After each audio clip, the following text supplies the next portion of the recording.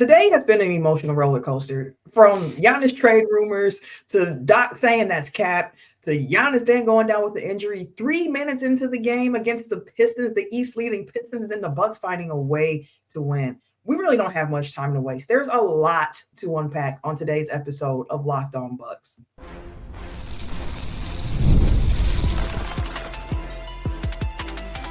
You are Locked On Bucks, your daily Milwaukee Bucks podcast. Part of the Locked On Podcast Network, your team every day. What to do, y'all? Welcome to another new episode of Locked On Bucks, part of the Locked On Podcast Network, now the #1 sports podcast network, your team every day. I'm Camille Davis, NBA analyst with the Locked On Network, co-host of the Technical File podcast. Joining me is Frank Madden, longtime voice of the pod and the founder of brewhoop.com, and we truly do appreciate you for tuning in and making Locked On Bucks your first listen every single day.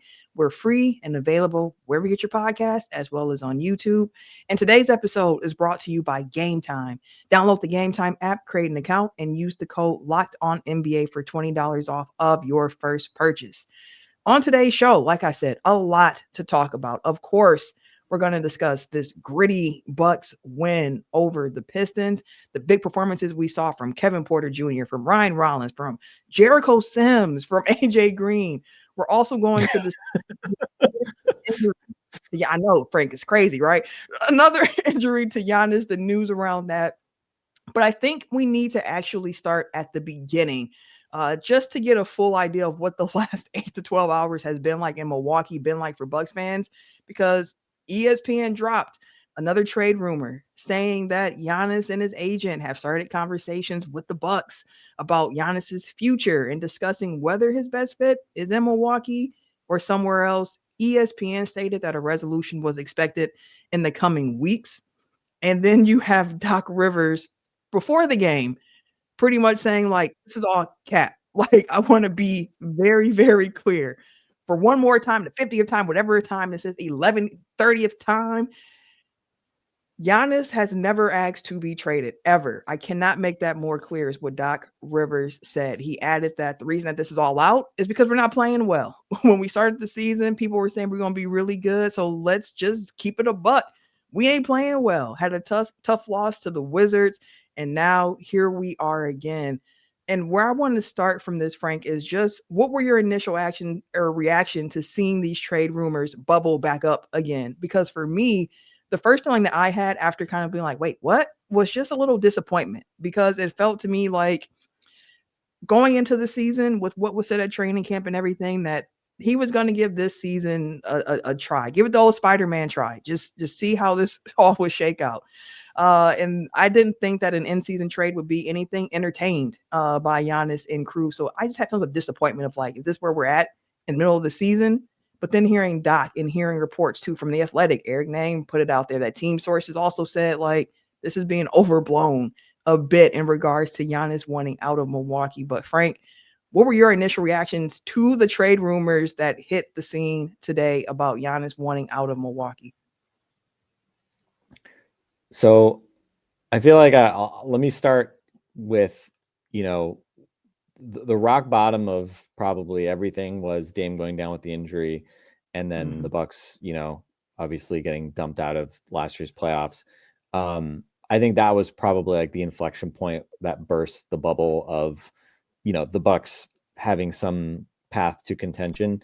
And no wave and stretch and Miles Turner signing was going to change that, right? And again, like even people who were optimistic about the Bucks, it was like, maybe they can win high 40s or something like that, right? Like nobody was sitting here saying like, oh, they're gonna go to the conference finals, and like, it was like, oh, like when you kind of pressed on it, like anybody reasonable such as yourself, like nobody was really looking at this team and saying like, it was more like, well, you never know with Giannis, and maybe kind of stuff falls into place. So I coming into the summer, I was about 60-40 that he was going to stay. I felt like probably inertia, nostalgia, all those things, would probably keep him in Milwaukee.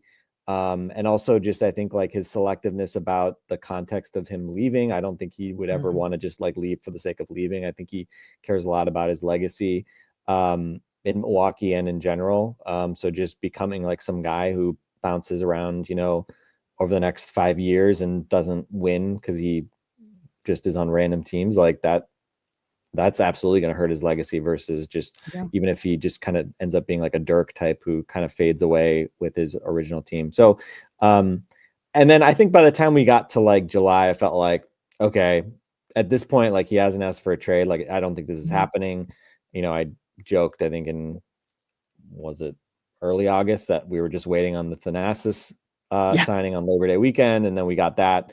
And, I felt like, okay, like they're going to give it a go this season. And, like there's reason to think that they can be competitive and that nobody in the East is going to look like a juggernaut, just given the way that injuries and everything else is shaping up.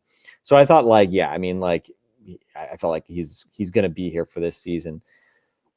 But man, I mean, when stuff started looking bad, and it's still kind of funny to look at it because like we're still like, season is long, as I always say, we're still in the season, but it's just like, man, like pretty quick after that nice start, like the issues that we've been talking about all season, the rebounding, the fouling, the disparity between possessions that those issues drive.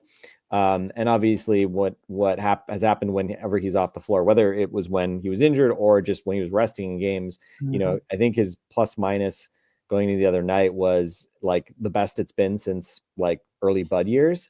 But obviously the record, it was also the worst team start since I think like the 2015 season or something like that. So, like you could kind of try to glass half full it. But man, like I felt like, man, when things were, with the record starting to, not get out of it's not like they're like far out of the playoffs or something like that, but just not looking impressive. Like, and with Doc, like, I just don't believe Doc is going to suddenly, like after 3 years, like tap into the untapped potential of this team. So I don't really have faith that Doc's going to, again, maximize whatever this team could be. And so when that Wizards game happens and the fourth quarter meltdown happens the way it did, and the Giannis body language, the Giannis frustration, the decision making, like his defense in that game was poor.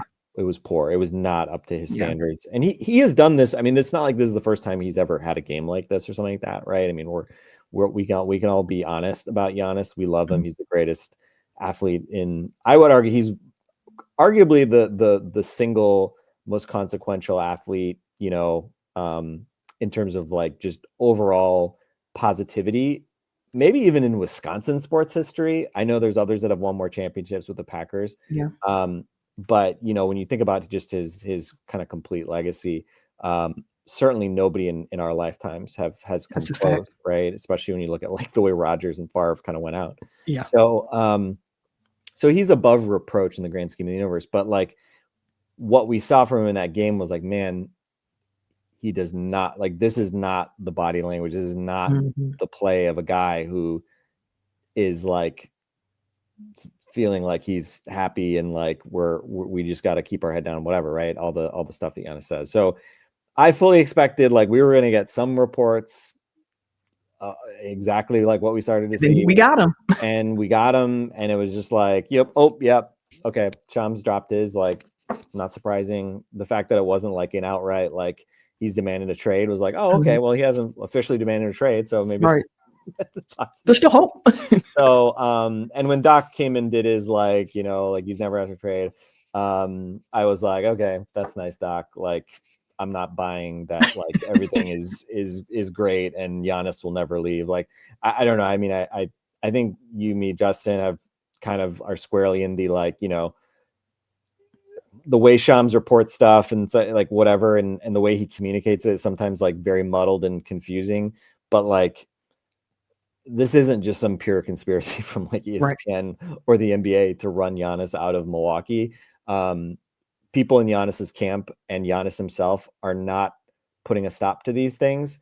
And he occasionally says stuff that like people can sort of like hang on to, but it's like, media day again, it's like Wes Edens talks about like, oh, we had our conversation earlier this summer. And then Giannis is just like, I don't know what he's talking about. It's just like, okay, that's where we are, and he's pretty, I mean, you can look at what he says, like he's pretty like non-committal, about this franchise long-term, and that's his prerogative. And obviously there have been a lot of decisions made that, I think you'd go back and say like, boy, wish we hadn't done that. But honestly, a lot of those were like, errors of commission, in terms of trying to do stuff to keep him happy, which, sometimes you had the Drew Holiday, sometimes you had the Dame Lillard, right? And it has cut both ways. So coming to this season, just with that, the media day stuff and the general weirdness, like, I mean, you talk to people around the team, like it is a weird vibe around this team and everything, like his family, like going to Greece for the year, like his brothers being in Wisconsin, but his wife and kids not being there. It's just a very strange situation that was all just seemed like it's all teed up for, something to come to a head. And obviously the wheels coming off pretty quickly has presumably accelerated that. So again, like I've been sort of assuming like he's probably not going to be here past next summer. I thought he would make it through the season, but given the tenor of some of the discussions today, I think it seems like it's certainly in play that, something could happen before the trade deadline. And the reality is like his value from a trade perspective is going to be higher, if you get essentially 2 playoff runs on his current contract, right? Because he can walk after the 26-27 season. So effectively, if you trade him next summer, he's an expiring contract at that point. Right now, if a team traded for him, even if he was not like going to commit immediately, they would get to, knock on wood, he's healthy. Go get to that.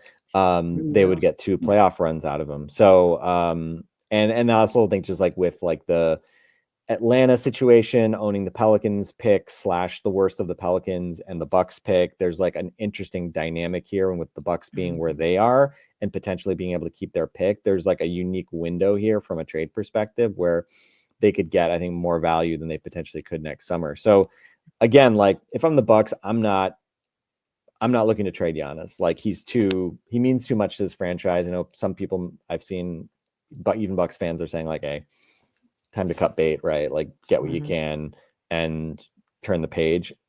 Totally get that too. That is like the objective, sober, I think, view of like what to do. I've kind of subscribed more to the just like he is the one for this franchise. And so I'm with you on that. There's a way to keep him, even if you're not more than like a 500 team or ish. I'm okay with that. I just love watching this guy play.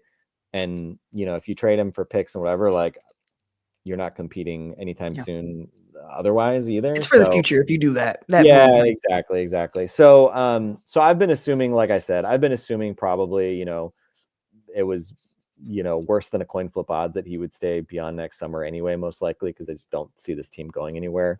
I didn't think they were going to go anywhere even before, the past few weeks, but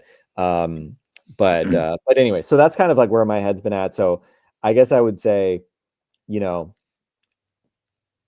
I get it. Doc's going to deny it. Has Giannis like formally requested a trade? No, I don't think he has. Right. I mean, Shams has not said that. Brian Windhorst made that comment about like, earlier that caught a little bit of traction about like, well, he did request a trade. I think the way I interpreted that was like that weird half-assed sort of like, well, maybe you should talk to the Knicks, which to me is like almost a trade request, like a soft negotiation. Exactly. It's like if I were to want to be traded, right? What would it look like? Right. Like if I had a hall pass, honey, like here's who I would, here's my list that's laminated of where I would like to go. Right. And like it's, some woman down the hall who I work with, and it's not like, picking like some actress who I'll never meet. It's like, wait a minute, you've given this some thought. Like you think you could do this for a while. Like you think this could happen, so that was very strange. So I mean, I think I don't know. I mean, like whatever. It's your mileage may vary. Like we're all speculating. We don't know exactly what's going on in Giannis's head. And that's how it always seems like it's going to be. That's how it, right? Exactly. But like I don't know. I mean, it certainly seems like he's a guy who wants to probably go someplace else, but he is very loyal, and he's probably nervous about pissing off the fan base that has loved him and adopted him and that he's won a championship with. And so he has a very hard time, letting go. And it's really hard because the Bucks are, the other thing is like, I don't think the Bucks are not going to say like, hey, Giannis, we appreciate, you sticking with us, but we think it's time, like it's time to go. What do you, I mean, I think if the Bucks went to Giannis and said like, hey, probably makes sense for you to, chase a championship with a better team and we can get some assets and, it's a win-win. I'm guessing he would probably be happy to do that because it gives him an out and he can say like, oh, well, like I said, you never know when your team wants to trade you, like they could trade me. I don't know. What am I going to do? But obviously, John Horst and company to date have not taken that bait, even though there is, as we said, like a rational path for kind of thinking about that. So I don't know, Camille, if I answered any of your question.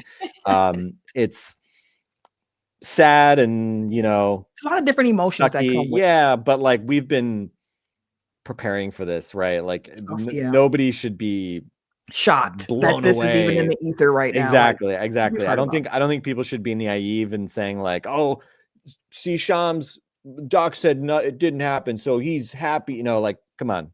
There's still a window, like, and that gets back to my point of like the disappointment of being like, I thought this wasn't going to be an in-season thing. Like, let this be just off-season talk. If anything, like once you made the decision this year, let's see it through. Just see it through, my boy. Like, let's see what this looks like in this first step in this direction, because it's a team that's built to try to maximize Giannis and Giannis to maximize the guys around him. But unfortunately, we had these trade rumors as a backdrop for an unfortunate injury to Giannis. So we do have some news on that. Plus, I kind of want to talk about what this might mean for the squad a bit more right after this. This episode is also brought to you by our friends at Robinhood. What if sports were traded like markets? Now you can put your sports IQ to work in real time with Robinhood prediction markets. It's not you against the house. It's you participating in a live market. You can buy or sell your positions live all game long. Use your sports knowledge in the moments that matter. Robinhood prediction markets changes the game. It's people moving the action. So momentum shifts, you can move with them. I always knew the game, but never had a dynamic way to apply that knowledge. Now I can actually take part live in a market powered by people. You're no longer just a spectator. Play by play, you decide. Trade every play with Robinhood, now available across the U.S. Download the Robinhood app now to begin. We thank you for tuning in and making Locked On Bucks that first listen every day. And thank you for making Locked On the #1 sports podcast network. Got to shout out the everydayers who tune in Monday through Friday. Everyone getting the Spotify rap, seeing Locked On Bucks in there. Love all of that energy. So shout out to all of y'all. But as mentioned, Giannis was injured in this game. 3 minutes into the game, goes down with the calf injury, got an assist to AJ Green, was kind of running back and just kind of fell to the ground and sat there. It looked eerily similar to me to the calf injury that he had against the Celtics 2 years ago. And same side of the court. Yeah. Like after a basket, like running. I mean, that was second half. This was first half, but very eerily similar. And honestly, like, I mean, my first concern was like, this better not be Achilles. Same. I'm still, and honestly, Camille, like, I mean, we haven't heard anything else. He was getting an MRI. Last Doc was being interviewed post game. Like, until that MRI says like it's a calf strain, I'm like on high alert because it's been too much. Now, normally you can tell pretty quick. I mean, you can do basic like kind of physiological testing. Like Doc did say they do think they ruled out Achilles, but when he was giving his presser, he was still saying like Giannis at the hospital, still getting testing. So we won't know for sure until a little bit later. I think they have an MRI in Fiserv too. I thought that's what I thought too. And when he said that he went straight to the hospital, I was like, that's interesting. Anyway, all right. Well, but he's not a doctor, so Yeah, only a name, not in practice. But when Giannis went down though, it was looking bleak. Like the Bucks were down by like 15 when he went out. They got down by as many as 18, but 30-12. It was 27-9 and then 30-12. I mean, Camille, like the response, like this was one of those games where I was like, I may not seem like an optimist, but the reason why I can keep doing this, I mean, I've been talking and writing about this team since 2007. Well, earlier, but more or less 2007. The reason I can do it is because like every day when there's a game, I think they can win this game. And like maybe this is a game they respond and I showed up to this game, Camille, hoping that, and we did not get that. That was not. I'm not gonna say that they quit, but like they sucked to start. They definitely sucked. I'm not saying they quit, but they definitely sucked. They missed what? I don't know how 8 threes to start the game. It was bad. It was bleak. The turnovers too, like they were just turning the ball over left and right. They couldn't knock down a bucket. And I was just like, okay, this is where we're going to be. Like, we got trade rumors here. Giannis goes down. They're about to get blown out by the Pistons. It's like, this is just about to be one of those nights. And I was like, boy, I'm happy I talked to Frank earlier before this game about podding after this one, because I can't do this alone after all of this that has happened today. But the Bucks somehow found a way in this game. They relied on zone so much in this game. I think they played like at least 3 quarters just in zone defense, trying to figure out something, trying to find something that was going to work for the squad. And they did. I mentioned the 4 names to start the show. 2, maybe 3 you would expect from the Bucks when thinking about, okay, there's no Giannis. Okay, I kind of expect Kevin Porter Jr. to have a good game. Expect Ryan Rollins to have a good game. We've seen it now a few times. Okay, yeah, expect that. AJ Green, could see him getting hot from 3 and making a splash. But then you had a Jericho Sims career high, not just the Bucks high, career high in points, 15, a perfect 7-7 from the field, 14 rebounds for Jericho Sims, including a timely offensive rebound and put back where he fouled at the end of the game to put the team up by 1 there down the stretch. And there were so many performers, like the 4 guys I mentioned, Rollins, KPJ, Green, Sims for sure. But as a team, just seeing how they came together, like Kevin Porter Jr. really led the way, like an area where the Bucks have been weak. Free throws. He was 7 of 7. Miles Turner was 4 of 4. Ryan Rollins was 3 of 3. You add all that up together, and the Bucks actually shot 95% from the free throw line. That is something we haven't said, I don't know, the last time the Bucks shot 95% from the free throw line. 20 of 21 from the line, and only 2 of those free throws were accounted to from Giannis. His only 2 points of the game came at the line before he went out. So, like, seeing this team put pressure on the rim, drive, shoot the threes, even though they weren't falling for him, it was just one of those efforts from the team where I was like, I can get behind this type of play. Like, if you have this effort at the very least, I can get behind effort. And I want your thoughts and all of your takes, Frank, on this game, what we saw from those guys and who we might see more of. But it's going to have to come right after this.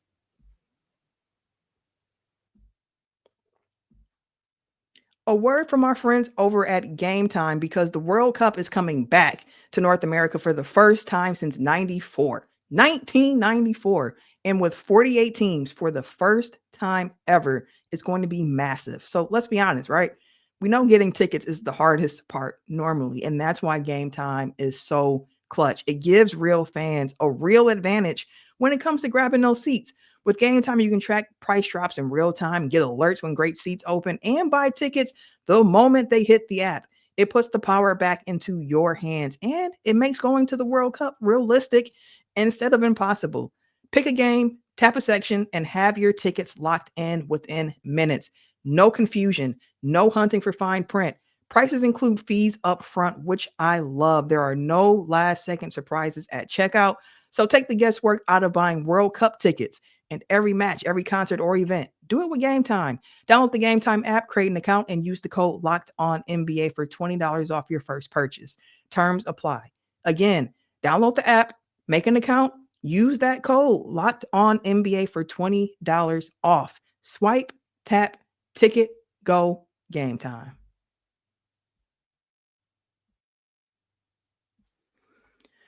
All right, Frank, as mentioned, the Bucks found a way to beat the East-leading Pistons without Giannis. What were some of your big takeaways from this game, and how much are you now joining like the Jericho Sims fan club after seeing the dominant, perfect performance from the field from Jericho, getting hyped up by Bobby Portis at the end and everything? So on the free throw thing, not just 95%, they made more free throws than the Detroit Pistons, 20-19. This is now incredibly, Camille, and granted the last two games were against very bad teams, although you lost one of those games. They have now shot more or made more free throws than the other team in 3 straight games. Shocking. Do we have an applause button? I think we have an applause button, Frank, and I think that deserves. Here we go. Some applause for the Bucks for getting the free. This is the first time I've seen you doing drops. Like, have you been holding out on me, Camille? Here, Free throw drops. Free throw drops. Giannis makes 2 free throws. We get the applause button. So again, like maybe some baby steps in terms of doing a better job of playing without fouling. Eric and I were texting back and forth the other day, our friend Eric Name, and trying to make sense of like how you right the ship, like what could you potentially be able to do. And the fouling thing is like the thing that's a sign of like, because again, last year, it's not like you weren't that different roster wise last year. You had the same coaching staff and they didn't foul much at all. And this year it's just been a complete different story. So that is like kind of one of those things where it's just like, fix it, like mash the fix it button. I forget the name of the character, but the Kenan Thompson Weekend Update guy who ran for mayor of New York or whatever that one time, the fix it. So just like, don't foul all the time, guys. That is my strategic coaching advice from my little peanut gallery over here. So that was positive. They got crushed in the paint last game against the Pistons. I think the Pistons were like 11 of 20 in the restricted area. And they're the number 1 team in points in the paint in the league right now. So for the Bucks to be able to hold them, like that's an impressive performance. Yeah, but probably the most shocking part about this game is like, Camille, I'll put you on the spot. What stat do I always look at? What stat do I always say the Bucks have to generally win? And especially when they don't have Giannis, what is the area of the game the Bucks, given their profile, have to be good at? There's a few. Are we looking at actual possessions here, like, or the 3-point shot? 3-point shooting. This was their second worst 3-point shooting game of the whole freaking season by percentage. They have had one game all year where they were under 30%, where they were at 29%. Tonight they were 30%. I mean, the Pistons weren't great, but the Pistons, I think, made one more 3. And so, the fact that the Pistons, who are obviously, like, especially without Duncan Robinson, not a great 3-point shooting team, and a reason why I think the Bucks were willing to go to that zone for so long is because like they just kind of felt like at the end of the day, like we can live with the Pistons kind of like role player 3-point shooting guys rather than, getting beat up inside with their pick and rolls and letting Cade get to kind of his probing spots. So that to me is like a shocker that the Bucks can win a game against a team this good who is not hyper 3-point reliant without Giannis, without hitting a bunch of threes. That is and winning surprising. The battle in the paint, I think, too, for this particular team, because as mentioned, like the Pistons are number 1 in the league in points in the paint. They average 58 points in the paint. So for the Bucks to come out and the Pistons only score 40 in the paint, and then the Bucks get 6 more points in the paint too, like you need all the margins in this game. The Bucks were seemingly able to kind of make it up on the margins in a few different ways. Yeah, and I mean, unfortunately, the free throws were pretty similar, 19-24 for Detroit versus 20-21 for the Bucks. The field goals, 95 for Detroit, only 82 for the Bucks. Detroit, though, only 40% from the field, 33% from 3. The Bucks only 30% from 3, but 49% overall. So the 2-point shooting is really what, obviously the paint stuff is really driving that. That's how you won this basketball game. And Detroit had 5 more offensive rebounds. So it's not like, you had a huge differential there. It did feel like at times in that fourth quarter, it felt like a much less extreme version, a little bit of like the signature game to me of last season was the Minnesota comeback game. Yeah. And that was a game where it was, KPJ and Gary Trent and Rollins and AJ Green, and you had a ton of zone and lots of like just Minnesota not being able to figure out the zone and turning it over a bunch. Mm-hmm. You did have a huge, I forget what the final numbers were, but I think there was a pretty, I don't know if the Bucks had any turnovers in the fourth quarter, and the Pistons had a number of them. Rollins and KPJ, I think, deserve a ton of credit there, like as like the kind of head of the snake, you know, from a zone perspective. So their activity was really important, and just pressuring, you know, Cade in particular up and down the floor. So I think that was a big part of it. And, you know, it wasn't like they didn't have to come back down from 24 or whatever it was against Minnesota.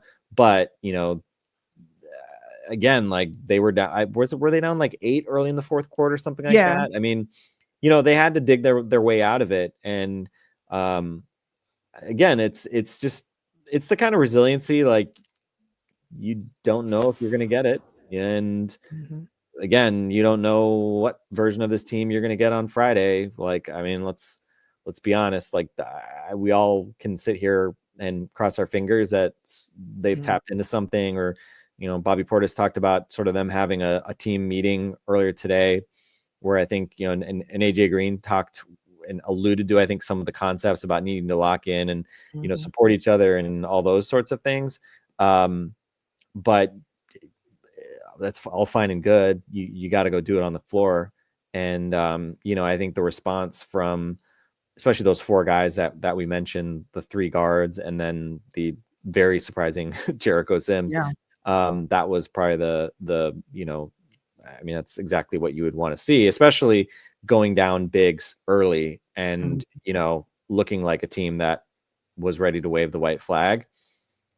You know, maybe a lot of us at home were thinking that they were going to do that, or they were doing that, but obviously the guys, you know, in the huddle, the guys in that locker room, you know, weren't ready to do that, and they embraced it and just stuck with it. And, you know, here you are with your best win of the season. Again, is it the sign of anything to come, or is it just like a fleeting, nice evening, you know, that helps to kind of mitigate the pain of seeing Giannis go down with another injury, right? Like, after trade rumors all day before the injury. Time will tell. I will say this, Camille, if there's another NBA like prop bet gambling investigation, I'm concerned that it's going to come out that Kevin Porter had a bunch of overs on Jericho Sims, because it felt like he was trying to find Jericho Sims like every time down the floor.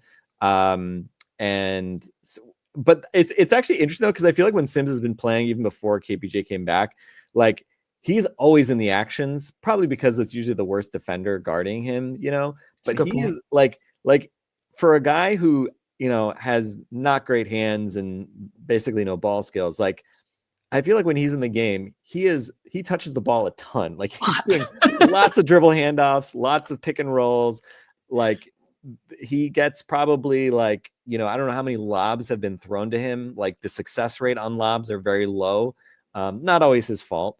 But we saw a couple tonight that were successful, that were super fun, because the dude can absolutely fly. But yeah, I mean, Sims obviously deserves a ton of credit. Like, you know, you look at the stats, the rebounding, he's the guy that has had probably the biggest impact on both the offensive and defensive rebound when you look at on-off rebound percentage. Now, his on-off Bucks have been much worse offensively and defensively when he's on the floor. But makes sense. Without Giannis, I think you have more degrees of freedom to play him, because, you know, again, with Giannis, it's really hard because of his limitations and lack of spacing. But especially with having Rollins and KPJ, 2 guys that can both attack and make plays for others and make, you know, use him as a safety valve. You know, this is maybe the perfect storm. Obviously, it's still a storm, you're losing Giannis, so it's not a good thing. But it is maybe like the one scenario where you have your guards healthy, but you don't have Giannis, where you actually can afford and need Jericho Sims to play more extended minutes. So credit to him for taking his opportunity. I mean, like, he had basically like the game winning like 3-point play, you know, like stepping to the line. I was like, I wonder if Jericho Sims is a clutch free throw shooter. I don't know. I've literally never seen him in a clutch situation, period, let alone having to shoot free throws. But he stepped up and hit the free throw. And And that was big. But, I think it was KPJ. I felt like early he had, I think he may have had 7 turnovers in the first half. It was like he had insane. 6 in the first half, if I remember correctly. He was like, it was 3 in the first, 3 in the second. It was crazy. Like, it was all KPJ all the time. He did a lot of good things. He also did some very bad things. It was a full KPJ experience where you got to see the highs, and then you got to see like the moments where you're like, man, okay, we gotta continue to work on this. Right. And then Rollins really came into the game as it went on. It felt like, especially feels like KPJ with the quote unquote new starting lineup very clearly it was him and Giannis, and Rollins was off ball, and gonna have to wait till you get your staggering and get more chances with the ball. But for however long Giannis is out, my first thought was, and I put out a request, we're gonna need someone to put together the new version of the Monte and Brandon Jennings, that old ad, that commercial, the like Yeah. Laverne and Shirley theme music's video, because you got a lefty, you got a righty, you got some dynamic athleticism. I'd say both guys play more functional defense than Brandon and Monte did. But yeah, so if you like watching those guys get a lot of shots, I think you're gonna welcome get something you like maybe over there, however long it's going to be without Giannis, because all eyes are going to be on them. And the good news is they're obviously a pretty dynamic duo, and their Bucks are probably going to need them to score about 20 per game each for them to be competitive. But tonight, that's exactly what you got.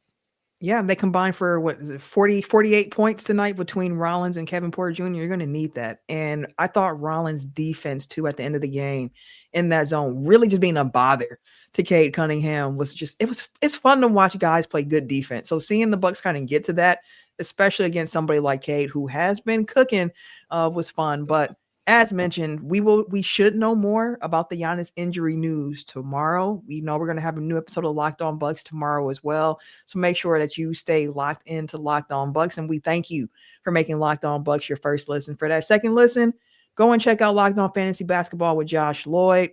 He's going to get you right for your leagues. So we truly do appreciate you for tuning in to Locked On Bucks. For Frank and myself, we'll catch you later.